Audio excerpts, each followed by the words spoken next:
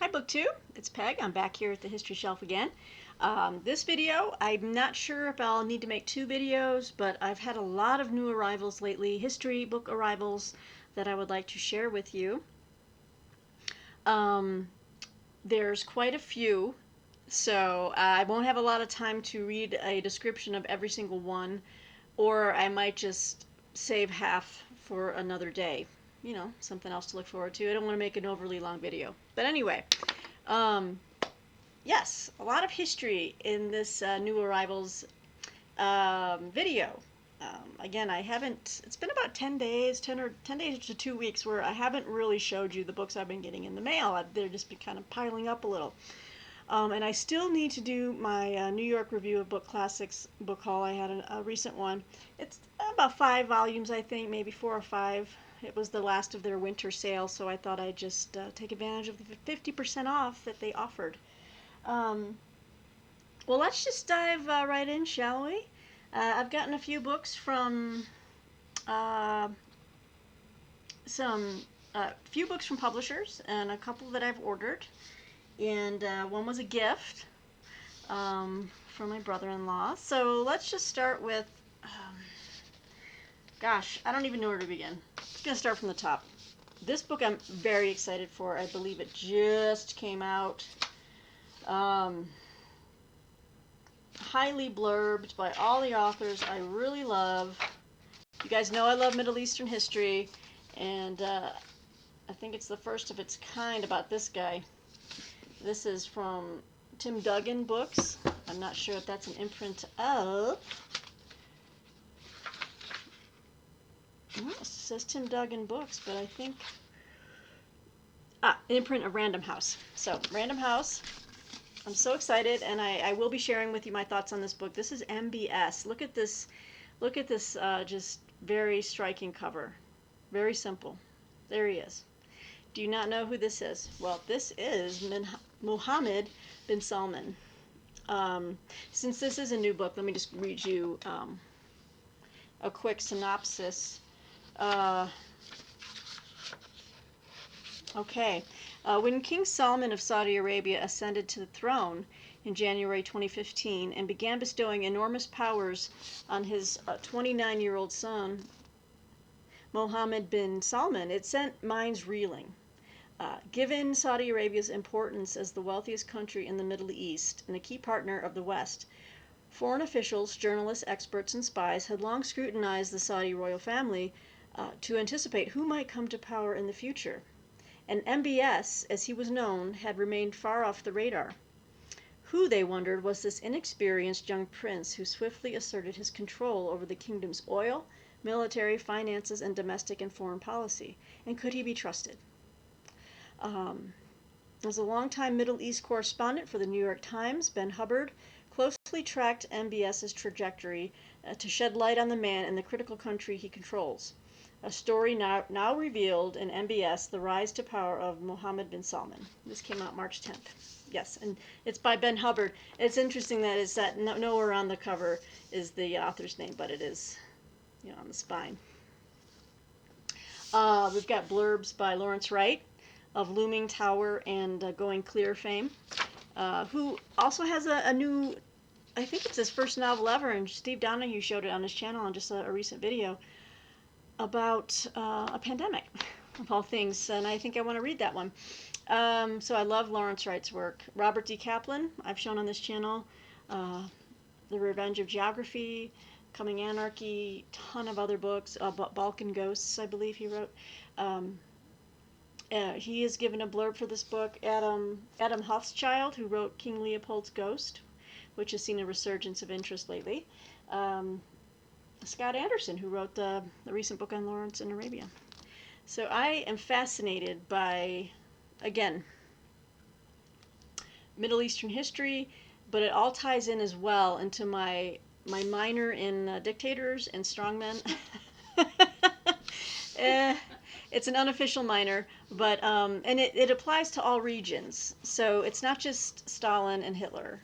No, I have read books on Gaddafi. I've read books on Pol Pot, and Thatcher. God, Yeah. not Thatcher. She never killed millions of people. Not millions. She never killed. I don't want to talk about it. I don't want to talk about it. No one can. We are on lockdown. I cannot be getting into political discussions with my significant other. No, I'd hate to lock you out. Oh my God. Help me, people! Help me! No. So anyway. So yeah, and I've read, about the Assads, Bashar Assad. So I'm curious about this guy because I don't know a lot about him. Started to hear more about him after the Khashoggi takedown, dismemberment in the embassy. I mean, it was horrible. I mean, so I need to know more about this guy. So this book is big on my radar, and I will be reading it very soon, and letting you guys know. I'll write a review. See if Steve would like a review on this book. Okay. The next book I got, I was so tickled. Yale University sent me this book, and I had seen it on Steve's channel, and I was drooling over it. I didn't say anything about it, but I was like, that looks like something I would love to read, because lately I've been getting into a French Revolution kick. I bought the 3-volume set of Hippolyte Taine's The French Revolution from Liberty Fund. I've been kind of pouring through and reading some articles from journals online about different takes on the French Revolution. So when I saw it on Steve's channel, I was like, I really need to remember this and look for it. Well, Yale sent it to me, and I thank you so much. This is Ian Coller's Muslims and Citizens, Islam, Politics, and the French Revolution. Up my alley completely. It kind of marries two items of interest that I've always had in. I've studied Islam and Islamic history, and its movement through Europe, and now we've got this kind of crossroads here with the French Revolution, which I never really even made those connections. So this is brand new, and I'm very excited to read this. So between MBS and Muslims and Citizens, I think these are going to be some big April books for me. I have to finish up my BookTube prize judging reading, and then I'm going to take on some of these outstanding scholarly works that are just, I eat this stuff up. That's why it's the history shelf, folks. So, brand new release, Muslims and Citizens. So, that's another new arrival. Let's see. Oh, yes. Going to Civil War history. Again, you guys might know by now that I am a Civil War nut. I've studied it most of my life. I lived part of my life in a little town in Milledgeville, Georgia, which used to be the capital of Georgia, long before it was Atlanta? Or is it Montgomery? I forget. Montgomery's Alabama. What? Oh my God. Oh, Cut! No, Atlanta. I don't know what I was thinking. I think I get Alabama's capital mixed up a lot. Sorry, my mom lives in Alabama, so I've got it on the brain right now. Georgia, but I lived in Georgia for a time, about 4 years or so, and it was this little town, Milledgeville, very historic, and apparently, when Sherman was marching through Georgia and burning it, he didn't burn Milledgeville, and I think did someone tell me, or did I read it, that he was friends with or knew someone that he had grown up with or gone to school with or was a business, partner with at one time, who was either mayor of Milledgeville or something, and he just went around it. Isn't that crazy? Anyway, sorry. So I've just had the Civil War kind of in my blood since a little girl, and this is a brand new book, military history, which I love, and from the great publisher Casemate Publishers. This is The Cornfield, Antietam's Bloody Turning Point, and this is by David A. Welker. You know what? I really am looking forward to this because I've been so steeped in 1864 and the battles of the Wilderness, Spotsylvania, the Overland Campaign, and then I am completely steeped in Gettysburg. I can chart them. I can draw you the battle maps of each day. So I know that battle like the back of my hand, you know, and then of course the 1864 stuff I recently wrote my senior thesis on. Um, but, you know, I read about Antietam back when I was, oh, probably my late teens or something like that. But it's time for a revisit because it was one of the days there was one of the bloodiest days in American history. I think it was upwards of 20,000 casualties in one afternoon, I believe. But don't quote me, but I know it was horrendous. And nothing is no battle superseded a 1 day total since then. So I'm kind of excited. I'm excited to revisit Antietam and to just really saturate myself with that story, that battle. Totally different generals. I mean, you had the incompetent McClellan, George McClellan for the Union, um, leading that. I mean, he just bungled that. He had a prime opportunity to crush Lee, and he didn't. He even had lost orders. You know, the famous Lee's lost orders, which were his orders for his troop placement and where he wanted them to go, what day and what time. And the orders were wrapped around 3 cigars, and it fell out of some courier's bag or his hand. Who knows? Union cavalry found it. We're like, oh my God, this is huge, right? Like, oh my God, 3 cigars. Well, they were also enjoying the cigars, but they took that to McClellan, and then you know he was just so cautious, and he needed to move. I can guarantee you that if Grant had gotten those lost orders, war would have been over. But anyway, it's just me. So yeah, I got this fascinating new history on the cornfield, which was one of the bloodiest parts of the Antietam battlefield. I remember reading when I was studying Antietam that how horrific the cornfield was. I mean, these men walked into these cornfields, right, and there was just bullets whipping by, cutting off the sheaves in front of them, taking men down next to them, just walking blindly into a charnel house, really. But that was the Civil War, and all of its, in this case, gory. Not glory, but gory. And I think it's a beautiful cover. There's two men on horseback with like the either the dawn mist or the evening fog rolling in. I'm really excited for this one. So this is Casemate Publishers. Good folks from there. Looking forward to this one. Thanks for hanging with me. We're at 13 minutes. Let's see. I might be able to get all these in. Oh, I'm very excited for this book as well because Steve Donahue has raved about it, and I think he's read it twice already. So this will be my first read. But this is Mary Beth Norton, brand new. This is 1774, The Longyear Revolution. Beautiful book. This is out by Knopf, Decollage. And it's basically a discussion of how 1774. Let me just read this to you. I haven't read you again, I'm not reading a synopsis on every single book, but I'll read for a couple.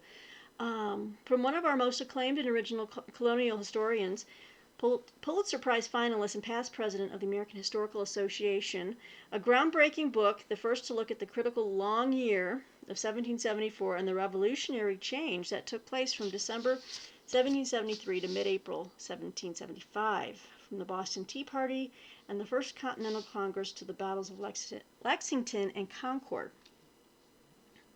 In this original and important book, and this is Mary Beth Norton's first in almost a decade, she looks at the 16 months during which the traditional loyalists to King George III began their discordant discussions that led to their acceptance of the inevitability of war against the British Empire and to the clashes at Lexington and Concord in mid-April 1775.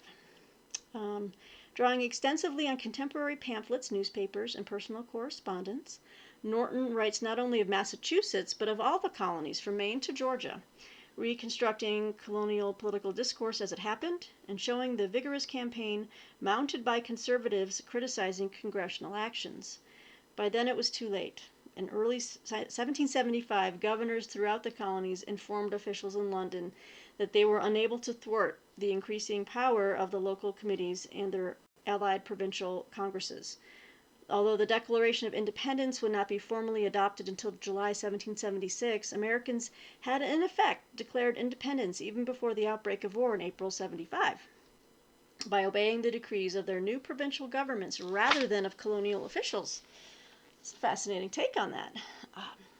Just another, I think this is going to be a meaty read. Again, she hasn't written a book in like 10 years, so this is going to be fairly substantial. I have a pretty hefty American Revolutionary library collection of books, and this one I really was excited to get. So that's another one. I'm telling you, I've gotten a lot of books in the last couple weeks. All right. This book I had my eye on since last year. Hang on while I take a quick sip. It's a lot of talking. I love university presses, and sometimes I browse their catalogs and I see something that is coming and I will ask about it. And I had forgotten that this was out already, so I followed up on this, and I'm very excited for this because, wow, this is, I don't know, just take a look at this bad boy. This is from LSU Press. This is Jefferson Davis, Napoleonic France, and the Nature of Confederate Ideology, 1815 to 1870, and that is Jefferson Davis, of course, right there in his younger years. This is by Jeffrey Svengrowski. Super excited for this here book, let me tell you. There's going to be a huge synopsis on this, but let me see if I can just give you the skinny. Hang on, guys. I get it together here. Okay. We got here. In this highly original study of Confederate ideology and politics, Jeffrey Svengrowski suggests that Confederate President Jefferson Davis and his supporters saw Bonapartist France as a model for the Confederate States of America. They viewed themselves as struggling not so much for the preservation of slavery, but for antebellum democratic ideals of equality and white supremacy. The faction dominated the Confederate government and deemed Republicans a coalition controlled by pro-British abolitionists championing inequality among whites. I'll read one more paragraph. It kind of goes into a lot of detail, but like Napoleon I and Napoleon II, pro-Davis Confederates desired to build an industrial nation-state capable of waging Napoleonic-style warfare with large conscripted armies. States' rights, they believed, should not preclude the national government from exercising power. Anglophile anti-Davis Confederates, in contrast, advocated inequality among whites, favored radical states' rights, and supported slavery in the abstract theories that were dismissive of white supremacy. Having opposed pro-Davis, wow, this is going to be heavy. This is going to be good stuff. Having opposed pro-Davis Democrats before the war, they preferred decentralized guerrilla warfare to Napoleonic campaigns and hoped for support from Britain. The Confederacy, they avowed, would willingly become a de facto British agricultural colony upon achieving independence. Pro-Davis Confederates wanted the Confederacy to become an ally of France and protector of sympathetic northern states. Woo! Heavy on the politics, and there's going to be a lot of talk about the pro and anti-Davis factions in the Confederate government, which is going to be fascinating because you don't really read too much about that. You always are reading that it's just a monolithic Confederate government. So I'm really intrigued by this take. Interesting. This is even more interesting than when I first saw it, because this statement, this release here, press release, is far more detailed. Svengrowski's captivating new interpretation of Confederate ideology situates the Civil War in a global context of imperial competition, it also shows how anti-Davis ex-Confederates came to dominate the post-war South and obscure the true nature of Confederate ideology. Furthermore, it updates the biographies of familiar characters, such as Calhoun, who befriended Bonapartist officers, Davis, who was as much a Francophile as his namesake, Jefferson, who may have been a Napoleon I sympathizer, and Robert E. Lee, who as West Point superintendent mentored a grandnephew of Napoleon I. Wow. And that is from the Louisiana State University Press, LSU Press. They always have fascinating Civil War history and just Southern history in general. They do it really well. So, okay, I think I might do 2 more books, and then I might have to save some of the others for another time, because it's almost the dinner hour here. Oh yes, so this next book is a brand new book by an author. I recently just bought a book from bookoutlet.com. Hang on a second. Where's it?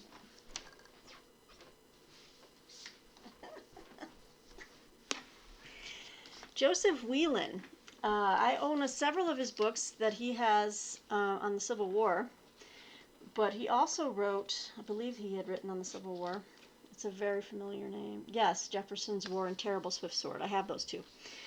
But so I recently had picked up this book, Midnight in the Pacific, Guadalcanal, the World War II battle that turned the tide of war. So he has a brand new book out, and it makes a wonderful companion piece, I think. And I'm excited for this. This is his brand new book, The Last Bloody Okinawa, The Last Great Battle of World War II.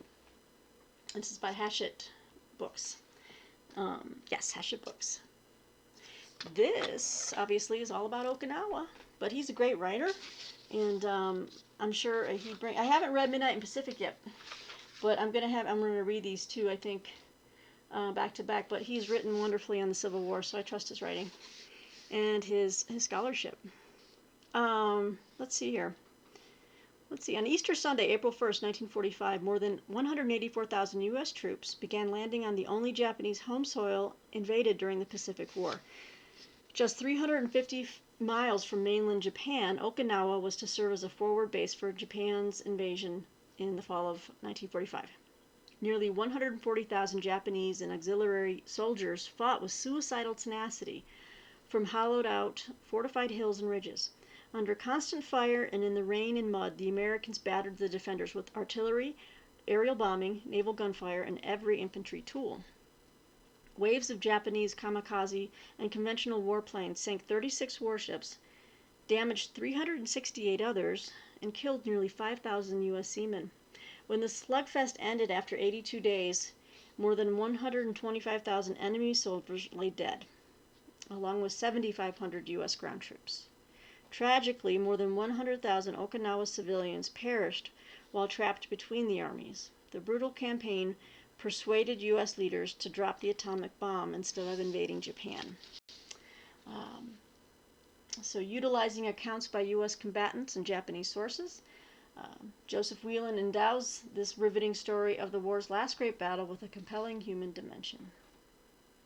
Yes, so this is going to be a really, I'm hoping, will be a fantastic read on Okinawa.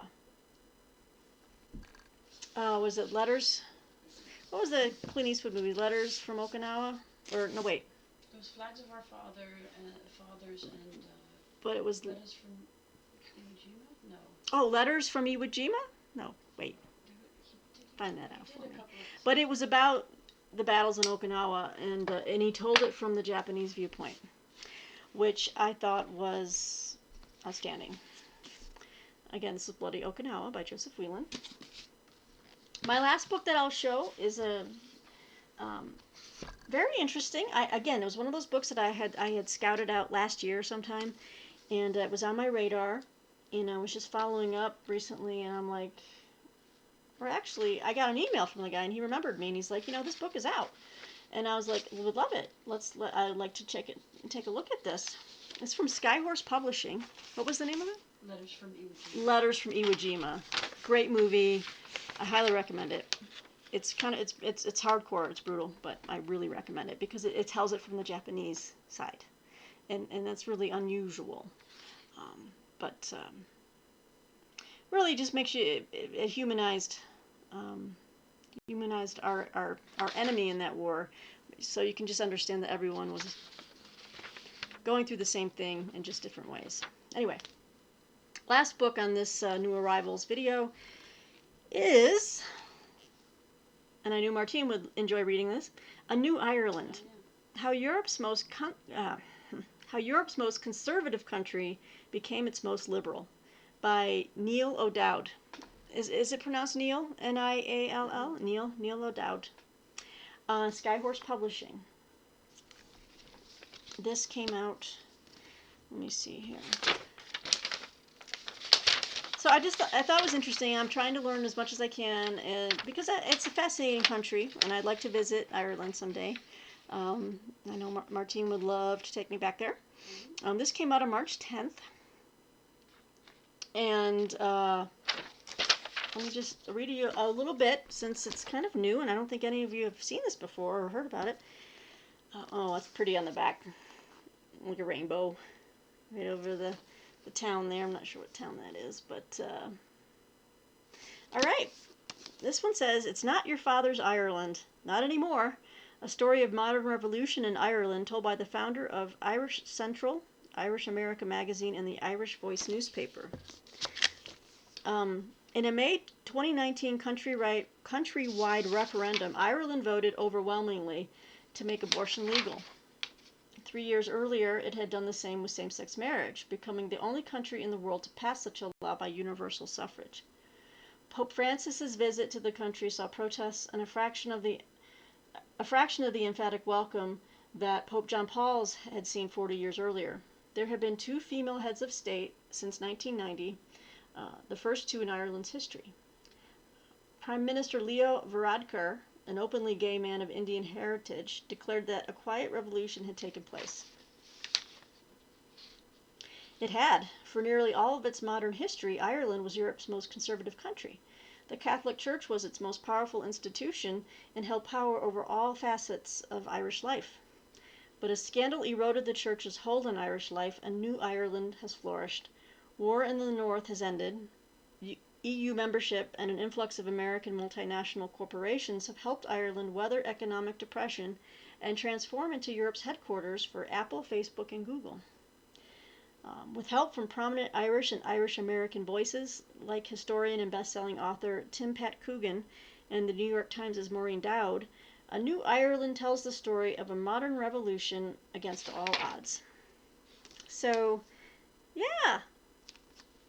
I'm excited to read this. I guess Neil O'Dowd he's also the author of Lincoln and the Irish, which sounds very familiar. I think I might have read that at some point. Okay, yeah, and he's written for New York Times. He's associated with all of the Irish newspapers that I just mentioned, The Guardian also, and the Huffington Post. That is wonderful. I'm excited to read this. This is it's a little over 240 pages in Skyhorse Publishing. So those are some of my new arrivals, you guys. I really kind of got not off track, because I volunteered to be a judge for the BookTube Prize reading. So I was busy in the first round. I don't think I'll be able to do the second round, but I could be doing others later on in the year. But so, just so you know, I plan on attacking some of these that I'm showing you in the next month, and I will be reporting back as I read. Let me know what you think about these books. If anything here is intriguing to you, you have any thoughts, comments, always happy to hear them. All right, guys. Well, I'll go ahead and upload this. Hopefully maybe another. Oh, I do want to let you know that I will be doing some tags. It looks like I was recently tagged by David Murphy for a really fun looking finance book tag. let's hope I can handle that one. I also want to do my own original tag. I think I've narrowed down my questions, so please be kind when I load it. Be my first time doing a tag, so I don't know how original it will be, but we'll see. I'll do my best, and I know you guys are very kind and gracious, so it'll be fun. So more videos to come. Let you guys go. I hope you have a better beginning to your week tomorrow, and let's just stick together. We can overcome. All right, BookTube, take care. Bye.